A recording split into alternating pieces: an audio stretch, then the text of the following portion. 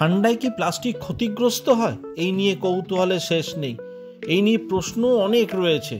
সেই নিয়ে যদি জানতে চান তাহলে দেখতে হবে ভিডিওটা শেষ পর্যন্ত। নজর রাখুন আর চোখ রাখুন ইউটিউব চ্যানেল খবরের হাট। শেষ পর্যন্ত ভিডিওটা দেখে যদি ভালো লাগে তাহলে সাবস্ক্রাইব করতে কিন্তু ভুলবেন না।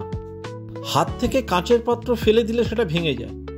একই পুরুত্বের প্লাস্টিকের বোতল কিন্তু এমন পরিস্থিতিতে ফাটে না, কারণ প্লাস্টিকের চাপ সহ্য করার দারুণ একটা ক্ষমতা আছে। ফলে কাঁচের মতো স্বচ্ছ দেখালেও সহজে ভাঙতে চায় না প্লাস্টিক।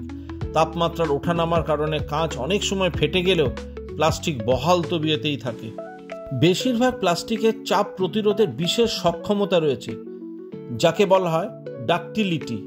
এটা হলো প্লাস্টিকের লম্বা শেকলের মতো অণুর প্রসারিত হওয়ার সক্ষমতা। চাপে পড়লে প্লাস্টিকের অণু তার স্বাভাবিক দৈর্ঘ্যের চেয়ে কয়েক গুণ বেশি হতে পারে।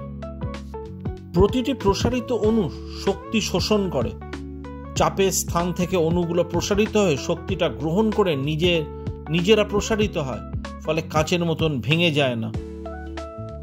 যুক্তরাষ্ট্রের ম্যাসাচুসেটস ইনস্টিটিউট অফ টেকনোলজি বা MITর কেমিক্যাল ইঞ্জিনিয়ারিং বিভাগের অধ্যাপক গ্রেগ রাটলেজ, তার মতে প্লাস্টিকের অণুগুলি অনেকটা তেল মাখানো নুডলসের সুতোর মতো।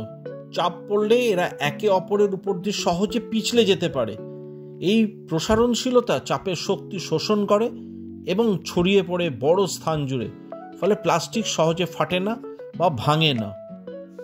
প্লাস্টিকের অণুর গতিশীলতা কমে যাওয়ার পেছনে তাপমাত্রার একটি গুরুত্বপূর্ণ ভূমিকা পালন করে। নির্দিষ্ট তাপমাত্রার পর প্লাস্টিকের নমনীয়তা হারিয়ে যায়। একে বলা হয় গ্লাস ট্রানজিশন টেম্পারেচার বা TG। বিভিন্ন ধরনের প্লাস্টিকের জন্য TGর মান কম বেশি হয়।